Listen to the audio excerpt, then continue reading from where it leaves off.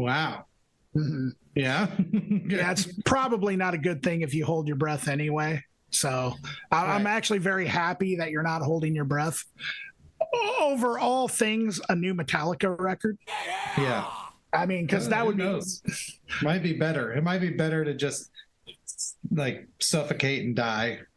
Well, than listen I mean, to it. Right, but or you could just breathe and not listen to it. I might have to rethink my whole plan.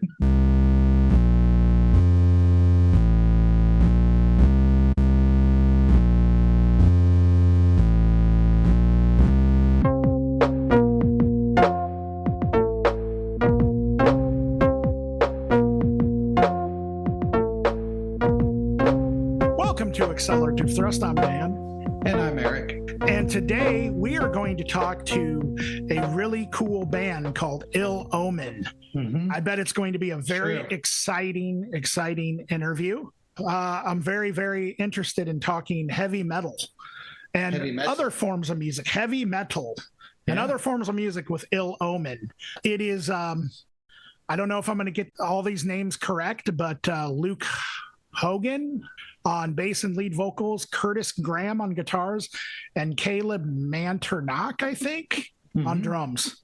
And if I'm, sabotaging those names, I apologize. Yeah. And they're all with us. They're all with us right now. So there may be some technical issues. There might be. The more people we have, the more chance there is. But I'm going to go ahead and bring them in. All right, let's bring them in. Whoa. Here they come all at once. Whoa. So we got Curtis, we got Caleb, and we got Luke. Yes. Mm-hmm. Hey, Luke. How you doing? Pretty good. Then we got Caleb and we got Curtis. Yep. Hey, y'all. Howdy. Very going on? Not a whole lot. Ooh, I like that. I like that background you got going there, Curtis. Looks very, very spacey. Yeah, that'll work out. I'm into spacey things. Wait. And hold on. Isn't that Earth? Oh, I saw a puppy. Not a real so one. did I. Cartoon puppy. Awesome. How are you guys all doing? How's your weekend been? Pretty good, far? right? Yeah, good. So, how is the metal and music scene up in Cedar Rapids? I don't really, of all the cities in Iowa, I don't really hear a lot about what's going on there in that specific place. Yeah, it's a lot of cover bands, country music, stuff like that. So not a lot of what we're doing, but we're trying to change that at least. So that's awesome. Yeah. So I guess I'll just kind of get into it.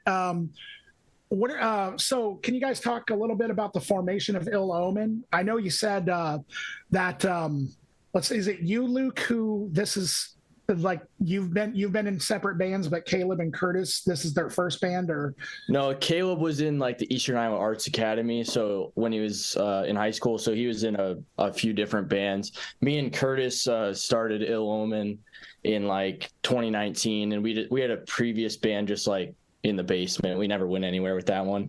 But then DHO. Yeah, DHMO is what it was called. But yeah, then me and Curtis just broke off from that and just decided we still wanted to play music with each other. And then a couple years after that is when Caleb came into the band. Cool. Did you guys always when you guys first started? So I kind of think, you guys definitely remind me a lot of sort of like old school thrash / black metal sort of, but I would say definitely updated. Is that kind of the sound you guys were always going for? Was just when you formed Ill Omen, you thought, hey, let's start a band that leans towards metal? Yeah, it was definitely always like the band we were in before was kind of more bluesy, blues rock, blues metal, but that was just because we didn't know how to write songs. We've always been going for the more thrash metal type of thing. I was going to ask the same question.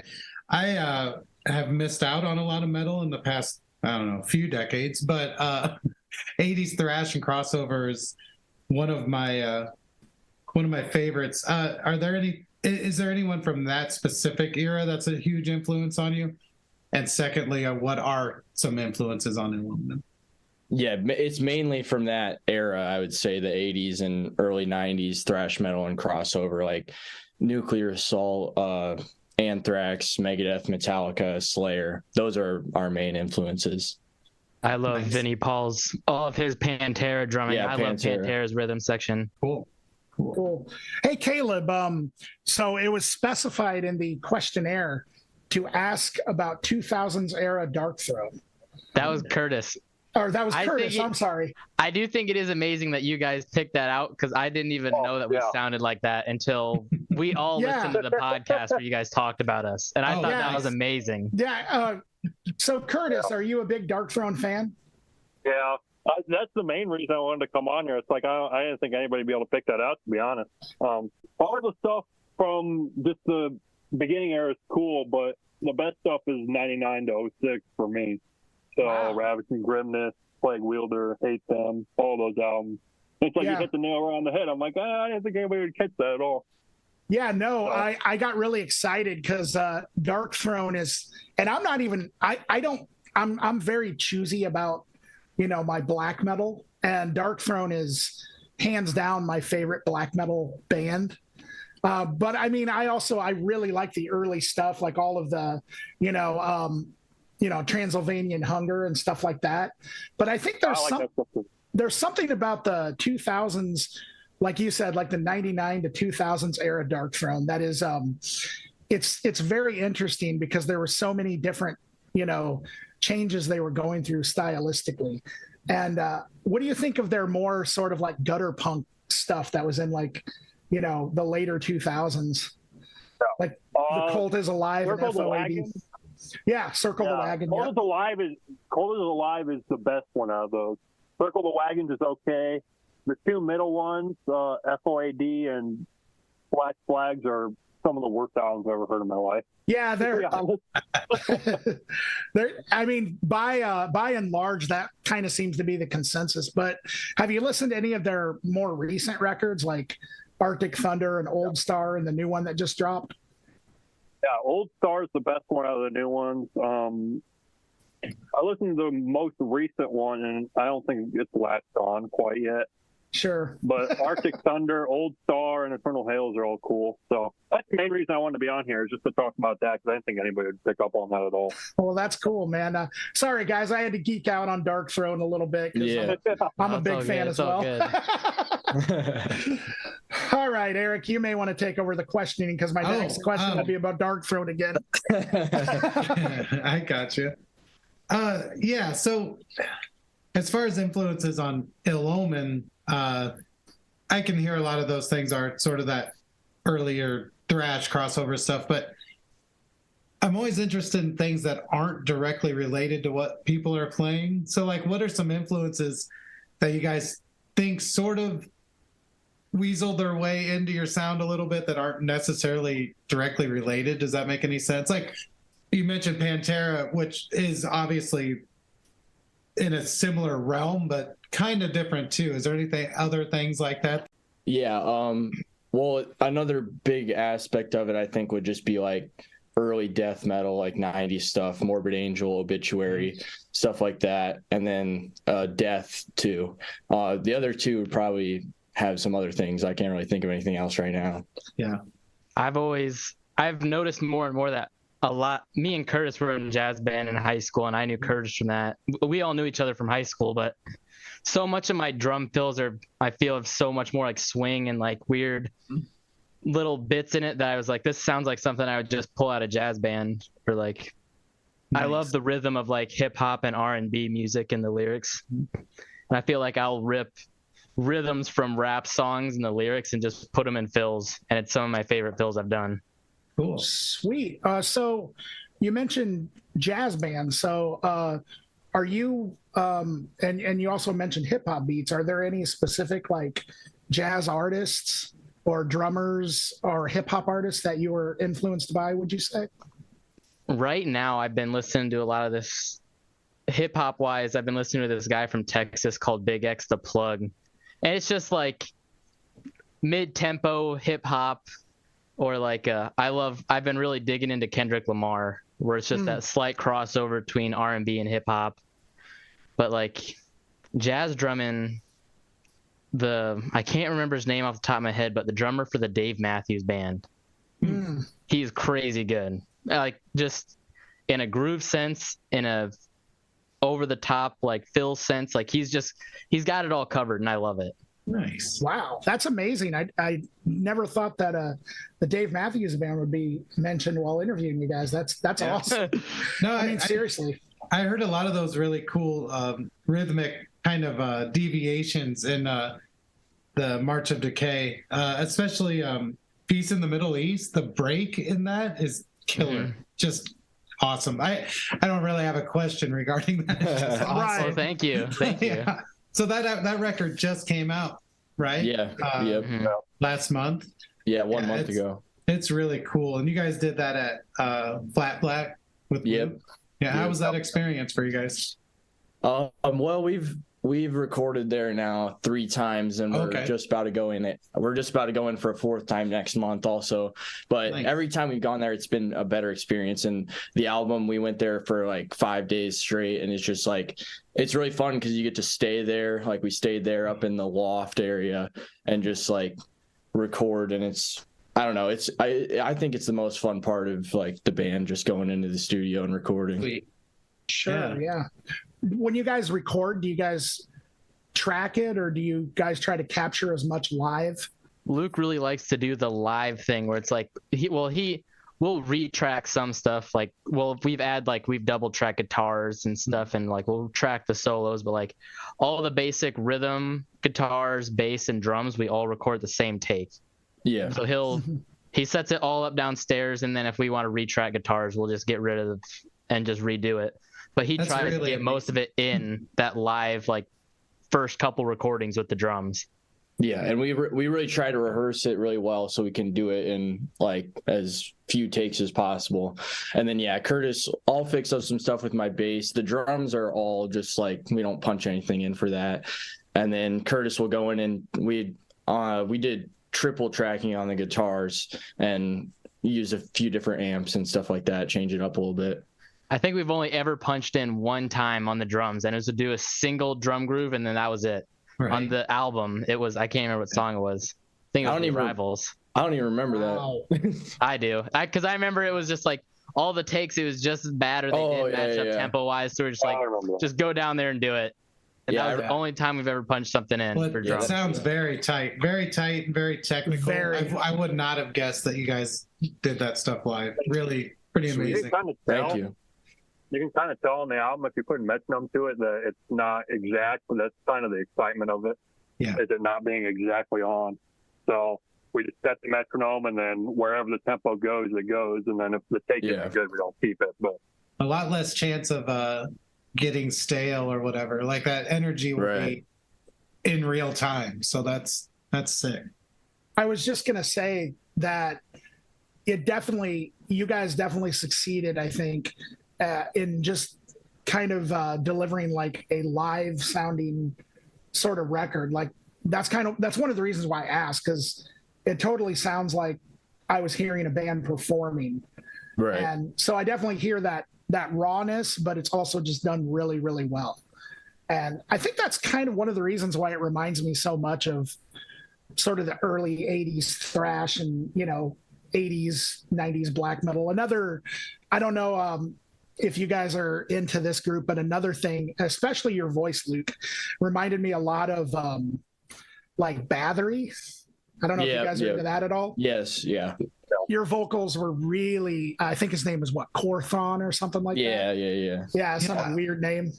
I was going to ask about vocals, because vocally, like when we did our review of Sword of Destiny, it was like, I could see where I understood where a lot of things came from, but the vocals were really pretty different. It was like, my experience maybe like possessed and elements of like violence or something, but I don't know if you want to divulge this information, but is there any vocalist that you really heard and you're just like, yeah, that's it? Or did you just sort of accumulate styles and it ended up being your voice or whatever? Yeah, I mean, it was kind of more natural, but like Chuck Schuldiner from Death is one of those big ones that I kind of try to sound like, but then I can't do it exactly how he does it, so it sounds a little bit different.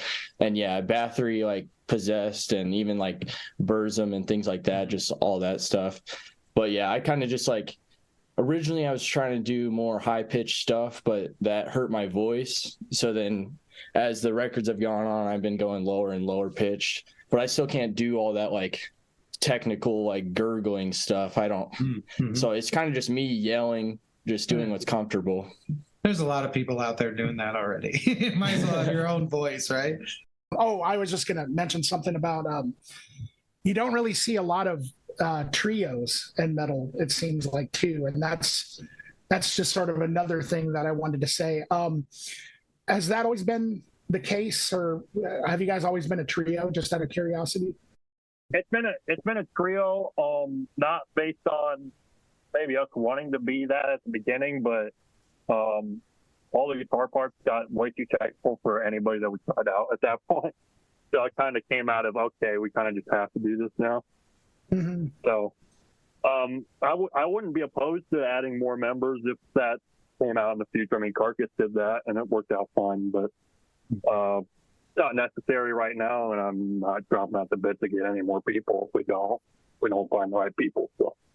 Sure, because the sound that you guys have achieved, I think from the very beginning, even from the first EP, it sounds so full. Like it sounds like it could literally be like a 5-piece. I think you guys have done amazing with that. Thank you. Yeah, there was some other elements on the March of Decay as well that I hadn't heard a lot of, I guess, in the earlier singles and EPs and things.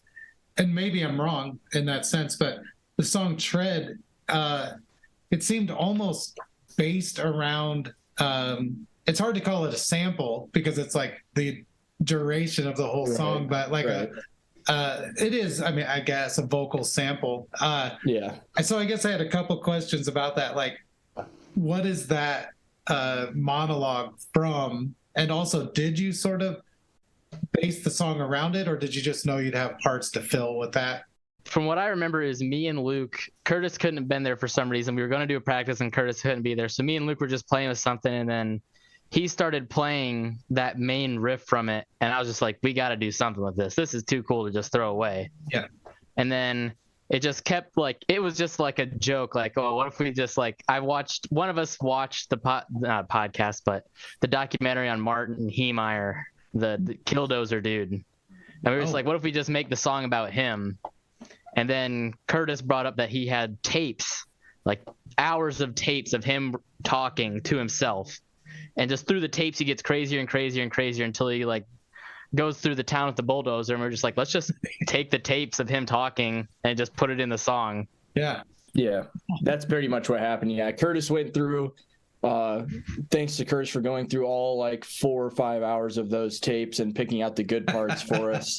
Yeah, no, there was about 20 minutes of good stuff too. So once we got it good, we ended up coming up with the chorus part. I did the chorus part, and then we figured out, okay, these are the parts we actually have to fill, and what is the craziest stuff that he might have said. Yeah, it's just kind of, we had the chorus. I'm like, well, I'm gonna say tread on them every time, but I'm not gonna write any verses. The verses are just gonna be the sample, and we'll get a bunch of things. And then we wrote the whole song, and then we just went and filled in the cool samples and kind of built up a story to go with that. It makes for a cool composition. Yeah, I remember we spent like an hour in the studio trying to find audio bits of like at the very end of the bulldozer tracks and the diesel engine, because I originally wanted to go to the company I worked at and record a bulldozer there, but then that didn't work out. So I was like, we just got to find like 4 different audio bits and smash them together and call it good. Nice. Yeah. It also said in the questionnaire that, you know, it looks like you guys, like you have a lot of influences, like we talked about, like Metallica, Slayer, things like that, collectively, but it looks like each of you have some pretty eclectic musical taste. I see everything from like Beach Boys to Sturgill Simpson to Morbid Angel, which I think is awesome. And it looks like Curtis, you're also a Beach Boys fan too. They make fun of me for it. It's great. I love it. Oh, really?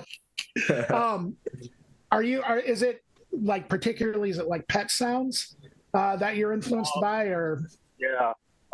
Pet Sounds is one of them. Smile Sessions, Surf's Up, The Beach Boys Love You. I mean, the early era is cool too, but that stuff from about 66 to 76 is the best, to be honest. Holland is great. All those albums are so good. I don't know why. I can just name them all. But yeah, yeah, that's really cool. And I see that Caleb, you're into Sturgill Simpson.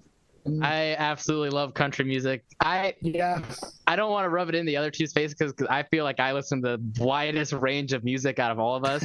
It's not a very it's a mile wide pond, but only an inch deep. But I love Sturgill Simpson, Culture Wall, his album Sound and Fury. Best work he's ever put out, and I feel like that's a hot take. Sure. Yeah, and then Luke, I see like Knocked Loose, so I'm assuming you probably listen to a lot of hardcore as well as metal. Yeah, I don't think I listen to like a lot of hardcore, but I've definitely been getting into it more just being in the Iowa City scene, just because at first I don't know, I didn't like hardcore. It just didn't connect with me. But then going to a bunch of hardcore shows, playing with hardcore bands, I just started getting into it more. And Knocked Loose is probably my favorite like hardcore / metal type of band. Sure. Yeah. It's always awesome to see like, people in bands that don't necessarily sound like all the things that they listen to, and so that's awesome. It was just great to see like such a wide range there. Yeah, and then another thing about Knocked Loose is we were like, me and Curtis were listening to a lot of Knocked Loose, and then we got some Knocked Loose like influences snuck into the song Await the Ritual. Like the kind of the breakdown section is kind of a lot of Knocked Loose inspiration. Yeah, I could hear that. I'm sorry, I can't remember. It was track 9 on the album. I can't remember the name of it. It's a very short song. Come Blaster. Come Blaster. I knew it was something like that. That was such and that one reminded me a lot of like grindcore, that had like a grindcore influence. I like the vocals on Come Blaster. So all awesome. 3 of us. All 3 of us did the vocals on Come Blaster. It's very layered. It's cool. Yeah. I had a question about actually, I just had a comment about Await the Ritual. And you kind of touched on it. I don't know if this was subconscious or conscious. It's kind of something I've noticed a lot of times people will put kind of the last song on the record kind of seems like a clue or a hint about what's going to happen from that point on, like the next thing. And I did notice there was a kind of a different sound in that track. And would you say it's that kind of hardcore influence? And with that being said, do you guys plan to introduce more hardcore elements, or do you know? Yeah, I would say, that is that middle section. The whole song is written, and then we were like, it doesn't really flow right. So then we just like had to sit down for a few days and just come up with a new part to go in there. And it was kind of a more hardcore influence part. And then I think on this new project that we're doing, there is another like a few hardcore influence parts in there too. So yeah. Cool. Are you guys doing an EP or a single, or what's your next thing you're doing? We can't say much about it now, but it's going to be 3 songs. That's all I can say. Cool. Yeah. I like it. Definitely be looking forward to hearing that for sure. So back to kind of like the Cedar Rapids thing. You mentioned the band Frontal Assault. Are they from Cedar Rapids? Yep. Okay. Yes. So do you consider them kind of like your peers as far as like trying to do something different in the Cedar Rapids scene? Yeah, they're like our partners in the Cedar Rapids scene, because there's no one else in the Cedar Rapids scene that play the type of music that they play or we play. Mm-hmm. And we've been playing a bunch of shows with them, and we want to keep playing shows with them. We just announced a show that I have to mention. I have it written down here. Yeah. Saturday, August 12th at the Olympic Theater in Cedar Rapids. It's going to be Traffic Death, Frontal Assault, Ill Omen, Toxic Messiah, and Bovenophobic Bile Puddle. And we're trying to, like, it's kind of a bigger venue for us, so you can fit, I think the capacity is 500 people. We're probably not going to sell it out, but we're trying to get a bunch of people in there and just have trying to revitalize the scene a little bit, get Cedar Rapids doing some like underground metal and punk stuff. So yeah. Cool. I saw that flyer and I was like, that is stacked. I mean, that's like everyone. So yeah, right. That's going to be killer. Yeah, absolutely. You guys have played a lot, or at least I've been seeing you guys around. So you guys have played with a number of bands. Are there any other area bands, not necessarily from Cedar Rapids, but other bands you've played with that, have really struck you? What was that band we just played with that Lefties? Yeah, that was from Chicago. Coronary from Chicago is a great hardcore band. We're hoping to play some more shows with them. There's another Bovenfoot Bile Puddle. I don't think we played with them, but we have a few scheduled with them. So then Phantom Threat is amazing. Oh, Phantom Threat. They're from most of them, if not all of them, are from Muscatine, which is where I'm from. So yeah, Phantom Threat are awesome. Yeah, I think I listened to your guys' like review of that's how I found out about them, and I listened to them, and then we played a show with them, so that was really cool. Yeah, cool. Yeah, and then Dryad also, we played with them once. They're awesome. You guys got any other ones? We've played a bunch of music with a band from Des Moines called Animals on LSD. Yeah. Oh yes, did a lot of shows with them in Des Moines. Man, they're brutal. We reviewed their tape, didn't we? Yeah. Like a while ago. And I just remember that music was some of the most intense stuff I've heard. Yes. Yeah.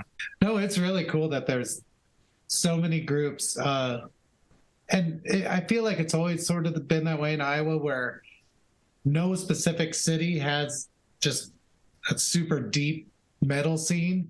But if everyone comes together and will travel a little, it's like, it's pretty cool. And right now it seems really, like I said, stacked, just like tons of heavy music, extreme music.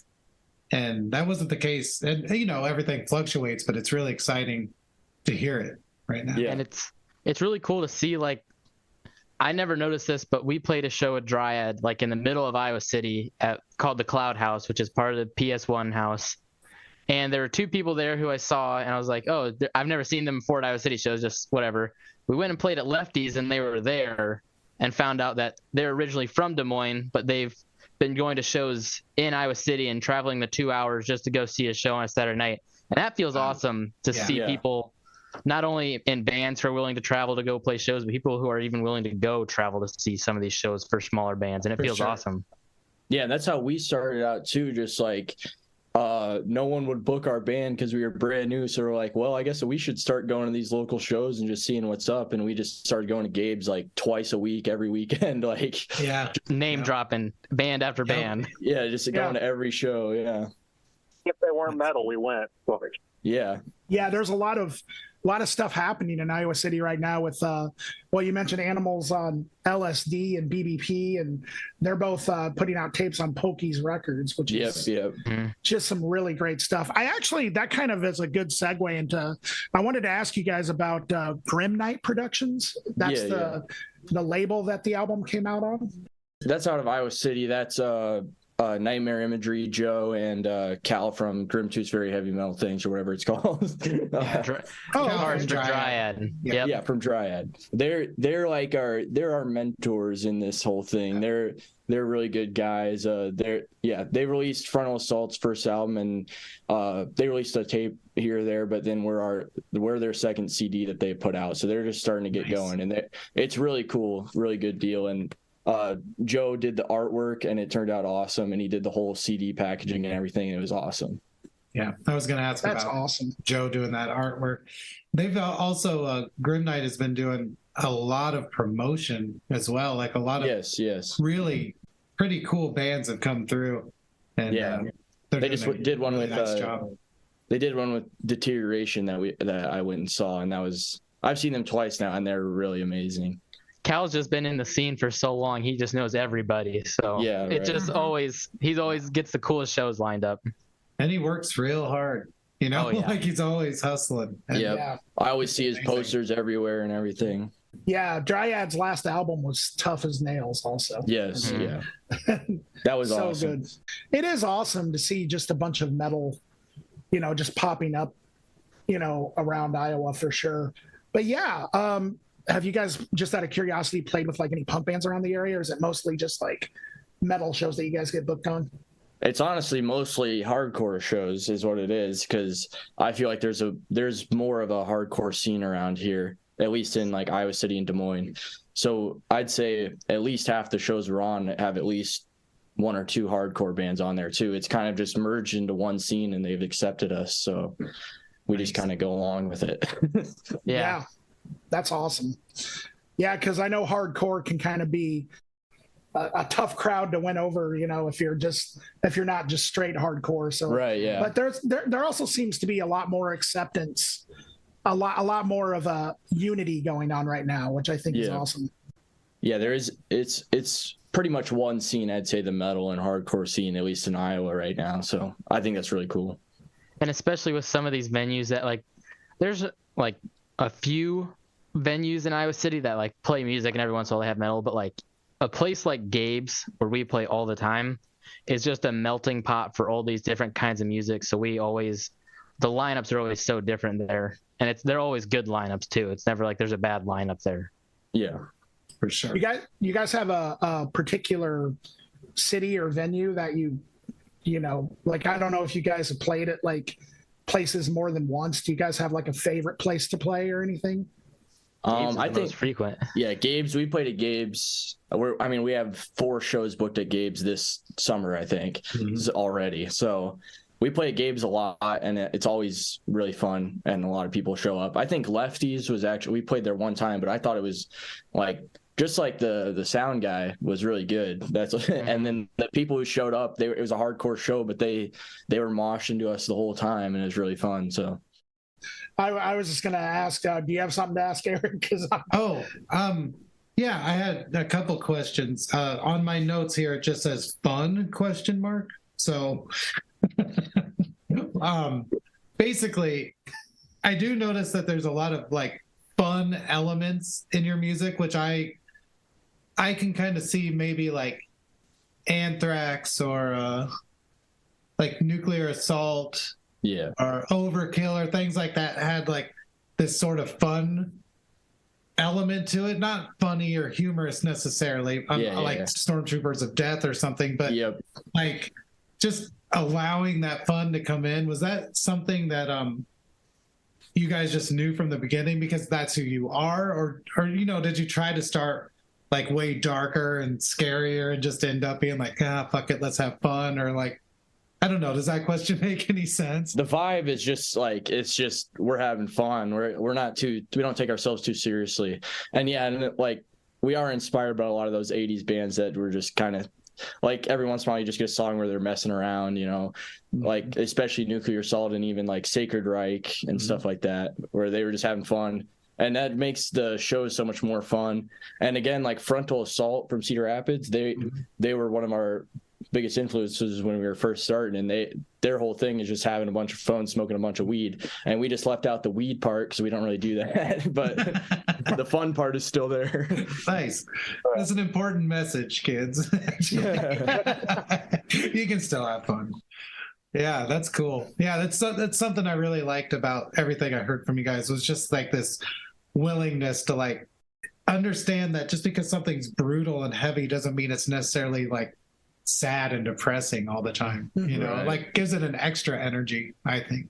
I think part of that too, Caleb in particular, some of your lead riffs that you're doing really harkens back to me to like for me to like some of the new wave of British heavy metal type stuff, like a little bit of Maiden, maybe a little bit of Priest in there as well, and stuff like that. You guys ever find yourself influenced by any of that stuff, just out of curiosity? Yeah, Curtis definitely for sure. is. Yeah. Curtis for sure. Hard listening to metal who's all power metal stuff, so they hate that, but get away with it as much as I can, and then they tell me to shut up after a while. Like, and just like when I would hear those leads that you would do sometimes, it kind of reminded me a little bit of some of that. And I think that sort of adds to like what Eric was saying. There is definitely something that's a little fun about listening to Ill Omen. And you don't necessarily see that in, you see that in a lot of metal, but there's a lot of metal that is definitely set on being dark, like Dark Throne, for instance. But I mean, Dark Throne even has this thing where they go into the parts where it's just like, wow, this is a random swing rhythm for no reason in a major key. Why is this here? That's true. I'm not opposed to that. Yeah, that's true. They're definitely not opposed to get weird and kind of ridiculous sometimes. That's for sure. Just being ridiculous. That's cool. I like that. Yeah. I think it was the track Goats that clued me in initially. Yeah. I was like, there has to be some element of tongue in cheek going on. Oh, for sure. And to have a song, and to even have a song called "Come Blaster," you know, Right? Yeah. there has to be a sense of humor there involved. Yeah. You know, It's not serious. We're not. Yeah. So, Curtis, did you say there's a cool story about Goats? Yeah, there's a cool story about Goats actually. The whole song was actually a challenge we had for our YouTube channel before Caleb was in the band. So we were more a YouTube channel before we were a band, basically. And what happened is we put a random number generator in, and we gave us between 1 and 2 hours to write a song. It ended up being 85 minutes. So the original version that was 85 minutes of us writing, and you can find that on the YouTube channel somewhere. Yeah. The vocals weren't in shape at all. It was just him screaming goats the whole time. That was kind of the joke of it. And then we gave ourselves another 85 minutes to rewrite some of it, and I think that's the version you get on the song. Oh, that's all the riffs are barbaric on purpose. Yeah. So no, and once I originally rewrote the lyrics, it was about No,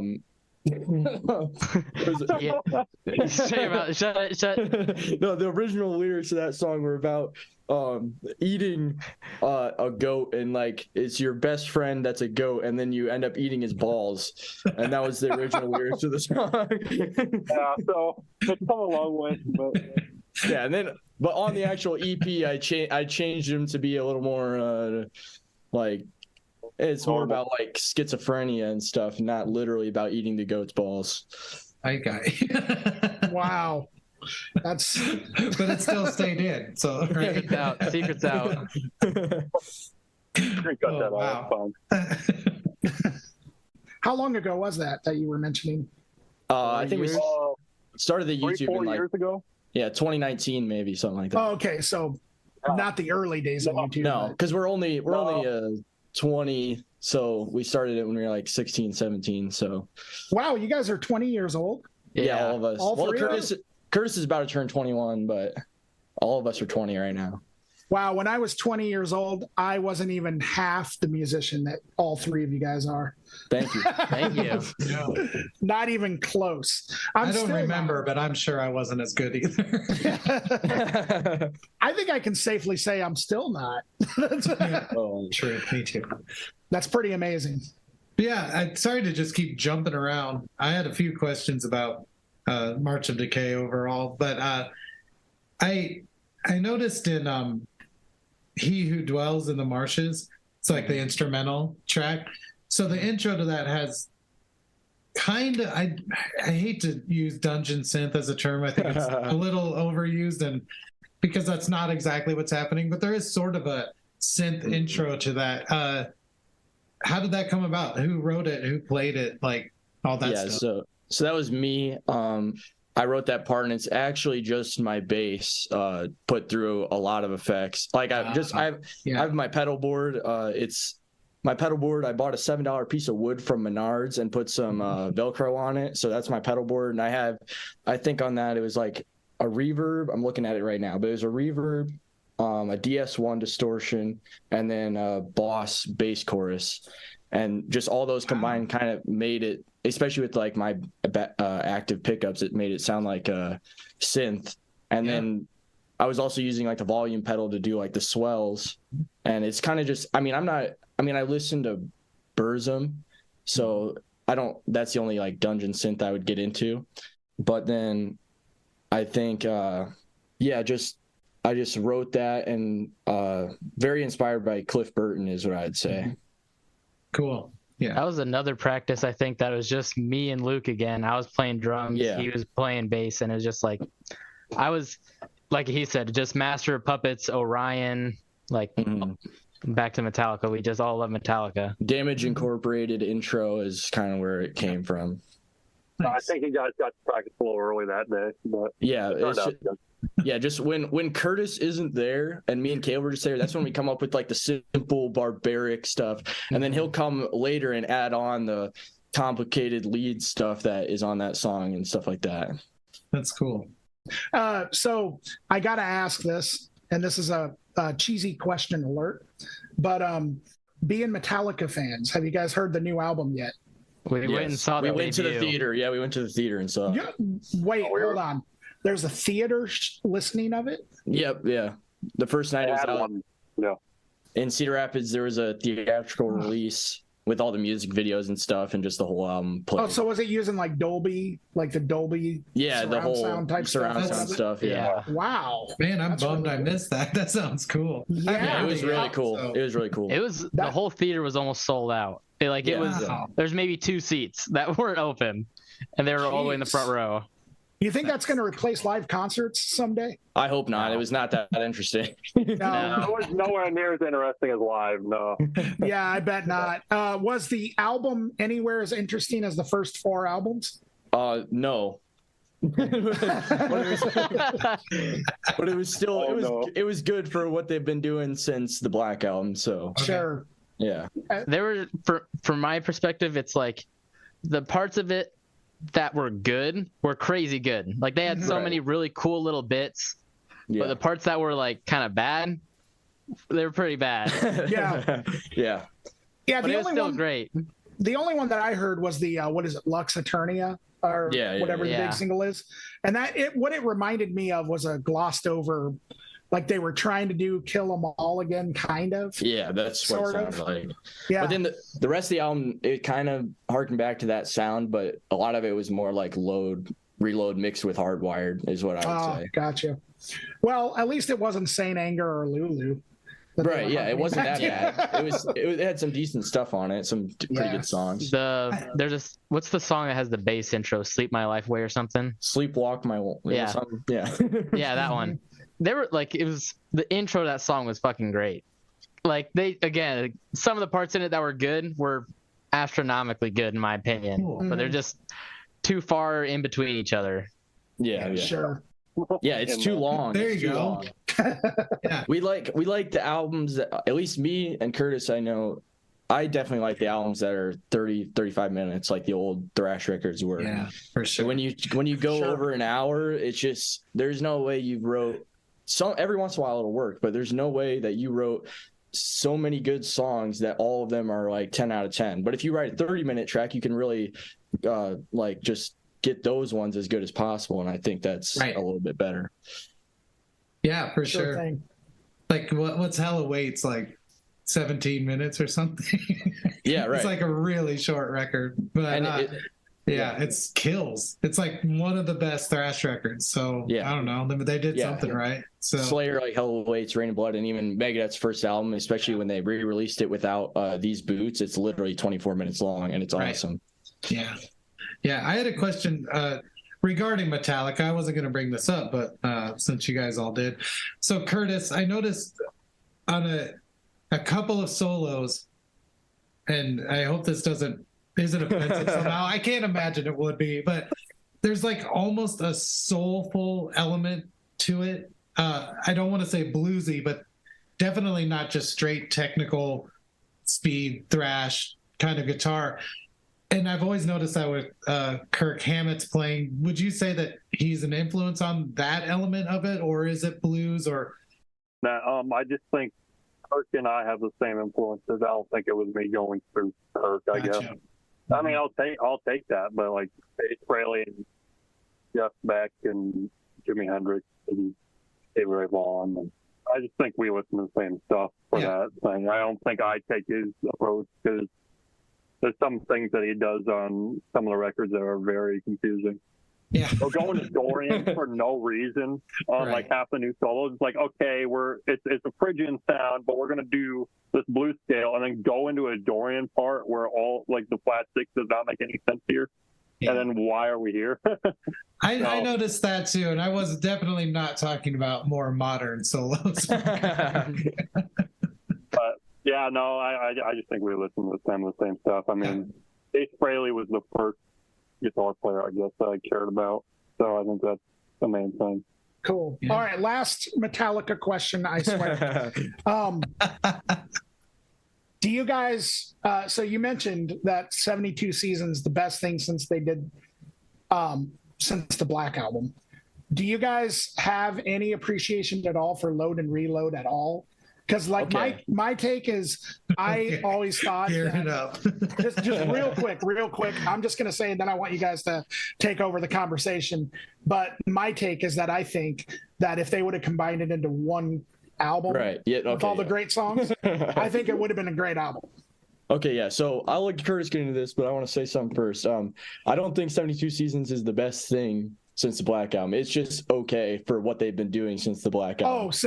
Gotcha. Yeah. Gotcha. I think Death Magnetic was really good, and I do not like Load or Reload very much, maybe a few songs, but I'm going to let Curtis take over this question because he's about to say this whole thing where he likes to do different combinations of Load and Reload and combine them together and make CDs and stuff. That's what he does. Cool. So I've done that about 7 times now, and I still don't know the proper order. I know about the songs I would pick. It's a very difficult thing. I think if Load and Reload had the best songs, it would be better than the Black Album, like legitimately. But I think Load, as it is, possibly worse than Saint Anger, because the filler is worse than the worst songs of Saint Anger. The filler on that album is so bad. The House That Jack Built is a horrible song. Hero of the Day is a horrible song. I Can't Stand Ronnie for the life of me. Wasting My Hate is horrible. And those songs are worse than any of the songs off St. Anger. So, I'd third to Reload and a third of Load and call it good. I still don't know what songs I'd pick yet, but that album would be better than the Black Album. So, I loved that review, by the way. Yeah, that was. And this song fucking blows, and this song sucks.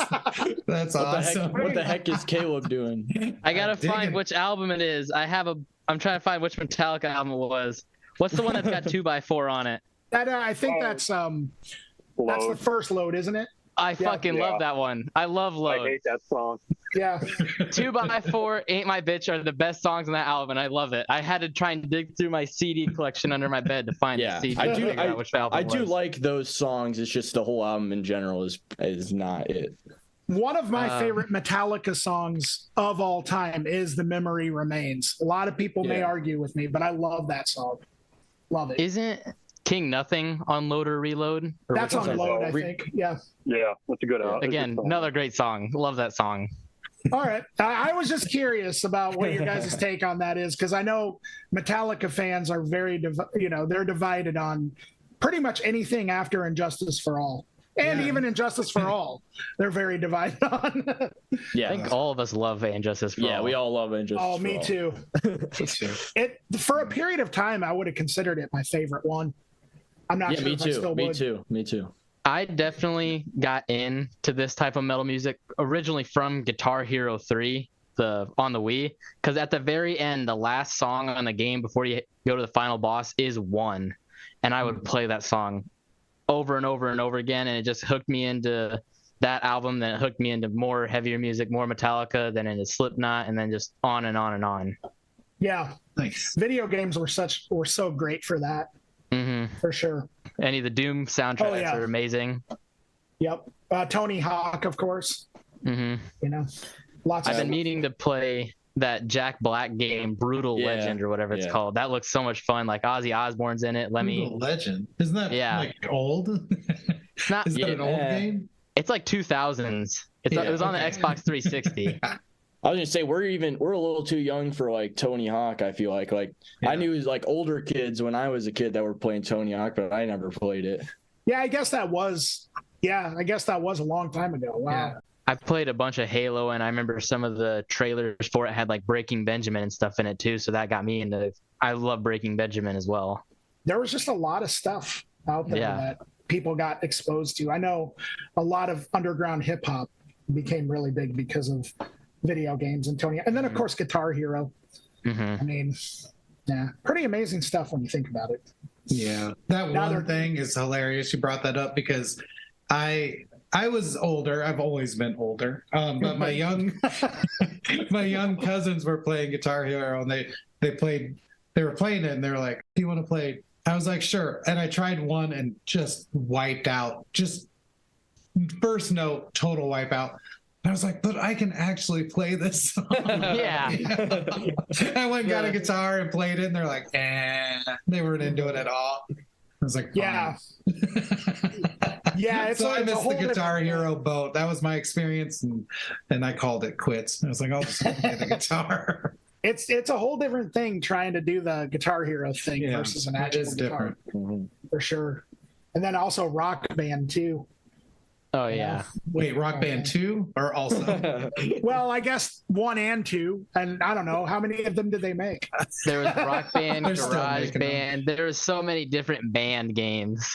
Yeah, I know they came out with the Beatles like edition of it or something like that. They had a Metallica Guitar Hero too. Oh wow. Yeah, they've had an AC/DC. They've had so many different, like just one-off band. Yeah. This is like my nerd thing of the day. Is like I love those stupid Guitar Hero-esque games. Yeah, they're fun to play, but like you, Eric, I could never. Well, I just I'll give them another shot. I don't know where I'll even find copies of them, but if I do, I'll try it. Well, maybe one day they'll make an Ill Omen one. Yeah, I would be down for that. I'd be down for You that. never know, man. Or maybe you guys could just design one DIY style. There you go. All right. Good. Curtis can code. Curtis can code a little bit. There you go. Not that good. Not that good. Not that good. Could you imagine a Dark Throne one? All right, I'm getting off topic here. Good. It would be pretty crazy. But yeah, well, thanks for coming on, guys. This has been a really fun conversation. And I'm just glad you guys are doing what you're doing. So you already talked a little bit what you can talk about your upcoming project. And you guys have, and you mentioned the one show that's going to be coming up. You guys got any more events or anything else you'd like to plug? I don't know. We have a lot of shows booked for this summer. I don't think I can remember any of them right now, but yeah, the main one is just that one on August 12th at the Olympic in Cedar Rapids, and then just follow our Instagram at Ill Omen Band or Facebook Ill Omen, and we'll be posting a bunch of stuff about our upcoming shows. And then just everyone should listen to March of Decay by Ill Omen. Look that up on Spotify. Yeah, that just came out. Like that's a new record. Yeah, basically. right. So it is new.